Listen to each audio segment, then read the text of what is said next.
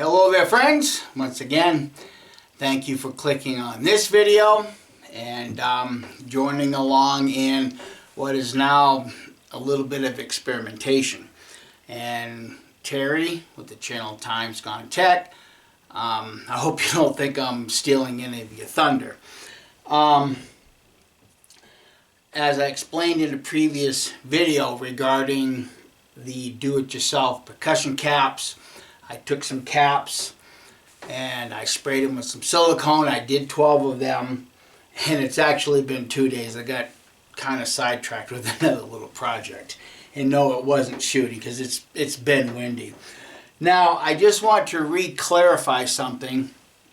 I had some caps that I left in this container, and 2 of them out of the 8 did not go off.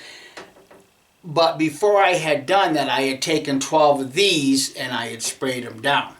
I don't know what these are going to work because the other 12 I did on the day that I showed you guys how the Strike Anywhere matches can be used as a source for your ignition. These were the 12 that I set aside. And I do want to dunk them in some water to see if the spray silicone, in conjunction with that little piece of thin paper, can keep the charge waterproof. And there again, for me, this is just an experiment because I don't ever plan on loading any of my guns standing over a water puddle.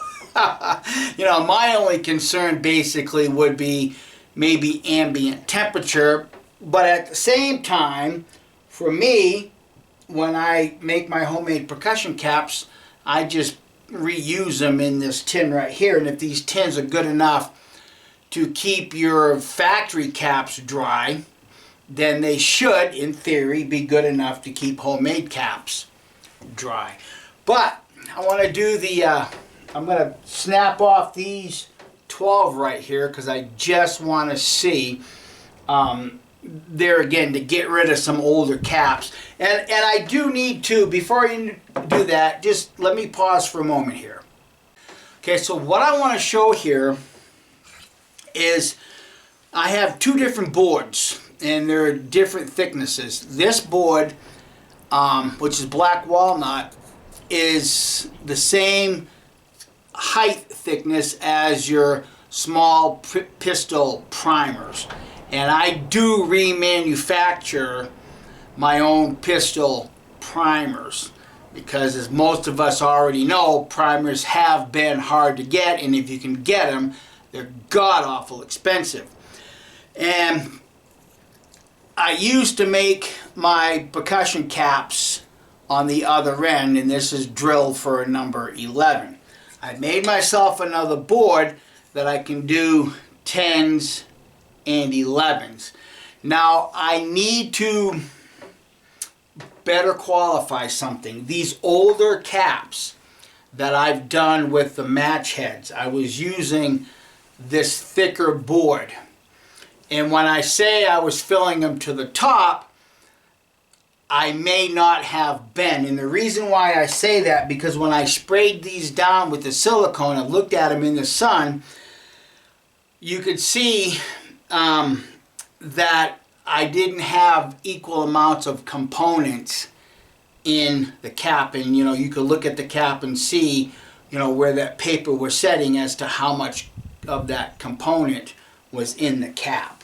Okay, so on the other 12 caps that I made, I went back to using my thinner board, and I could plainly see that I had the percussion caps filled up to the top before I compacted it down. Now, bear in mind also with this process, when I have the percussion cap full, I take my little brush and I sweep away some of the excess, so just in case I inadvertently set one off, it doesn't set off the pile of component that I have here. And from time to time, if you're not paying attention, you might end up brooming out some of that component before you actually compact it. And I'm guessing that may may have happened when I was using the thicker board. So now that I got that out of the way, let me see if these 12, or these 6 at least, and the other 6 will go off. Now these have been sprayed with the silicone. Nope. Nope. Damn, that was loud. Nope. Yeah, not as strong.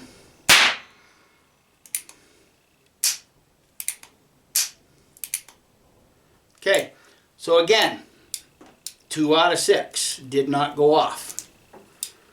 Okay, now clean these out of here. Well, that one really disintegrated. Again, the copper cap. You know, and I also wonder too, while I've got these out, I've noticed that some of the copper caps, even with the match head component, they do tend to discolor and or stain a little bit. So I'm kind of wondering if that's not having any sort of effect with the component on the inside. Okay, so let me see if these other 6 will go off, and then I will dip the ones that I did more recently, just a couple days ago, and see if they're waterproof. Okay, I've got 5. One of the caps, the aluminum ones, kind of went on sideways and I just threw it on the floor. But here's the next 5.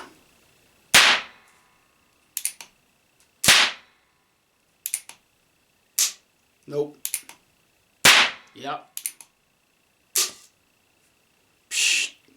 I don't know that you heard it or not. I don't know if you can see the smoke coming out. So, 1 out of 5. Let me clear this out and get to the ones I made the other day and sprayed them with silicone. And I'm going to dip it in some water, install them, and we'll see. Now I will tell you, I think 2, possibly 3 of these may have a bit too much silicone on them, because as I'm looking at them, I've got 2 that have really changed color. A real yellowish type color. So I'm going to grab those 2 first, dip it in the water, blow it off, grab the other one, dip it in the water, blow it out, and let's just try those 2 first. Nope. Nope. You spin it around one more time and try it again. Nope. Nope. In fact, I can see, let me gingerly pull this off and let you see, if I can.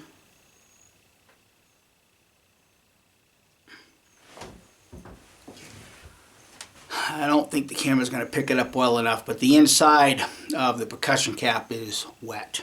And not only that, that little piece of paper is right here, and I can tell you it's wet.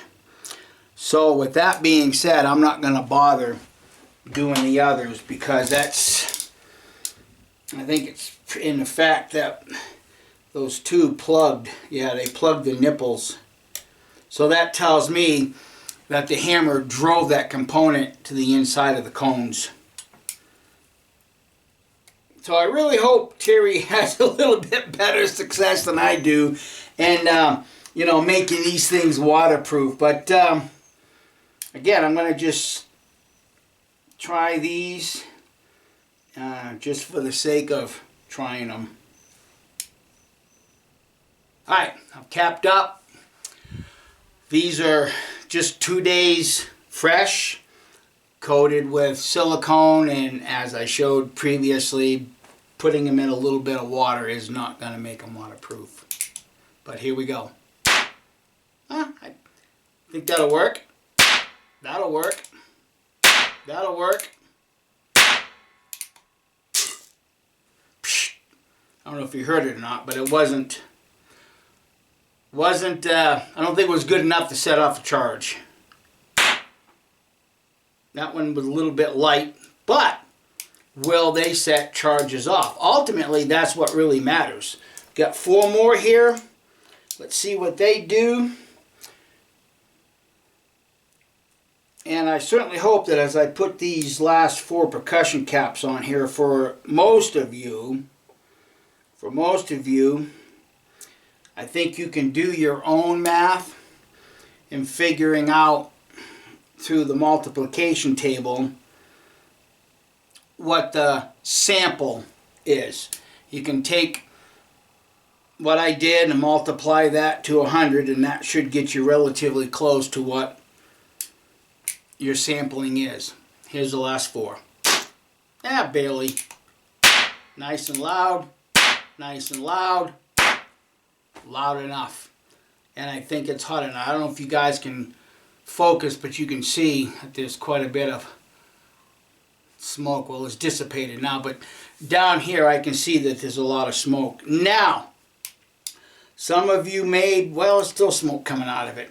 Some of you may be curious, okay, what the inside of the barrel looks like with this stuff. Now, obviously, these are just, you know, percussion caps. And let me see if I can't get this turned around and out into the sun, because I want you guys to be able to see that there's enough of a explosion, you know, the cap going off, to get that smoke and that compound, whether it's burnt or unburnt, down into the barrel, which means it definitely got through the cone to the charge. Otherwise, you wouldn't have stuff left behind in the barrel. So let me get repositioned out here and give you a look-see down the barrel. Okay, there's the inside of the barrel, and I've got everything directed right towards the sun, so I'm hoping you guys can see this.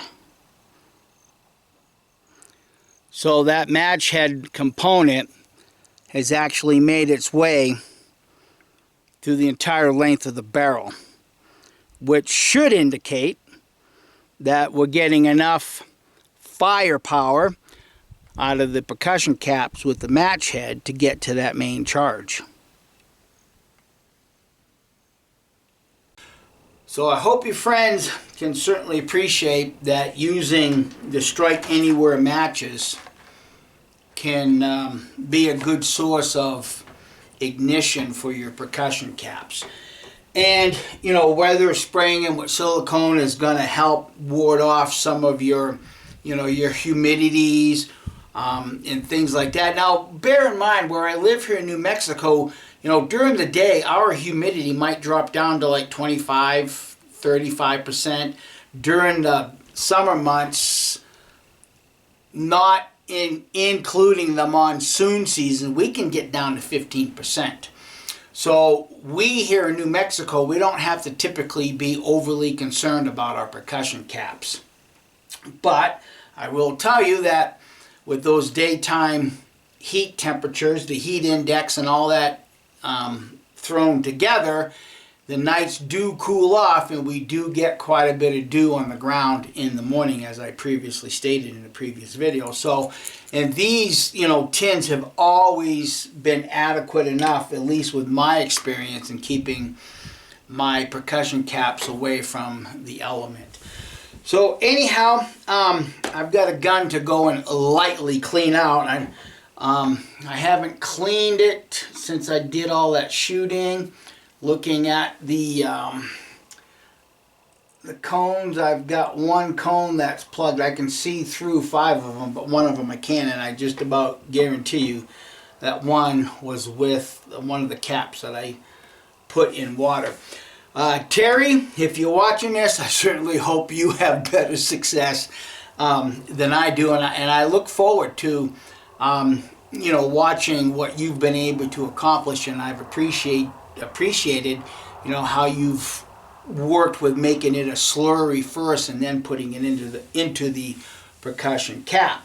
And there again, where you live in the country, different regions where you live in the world, you have to deal with different types of weathers than I would have to deal with here, you know, in New Mexico. And it's pretty much the same thing in Arizona. I didn't have to deal with a whole lot of, you know, humidity and things like that. So anyhow, friends, I hope that this has served a purpose for you. I hope you can, you know, some way appreciate that when you have an opportunity, I don't know, maybe to stock up on some matches, maybe do it, because there again, guys, my stocking up on this, for some it might seem to be, well, that's a little overkill, but remember, I'm also remanufacturing my small pistol primers too.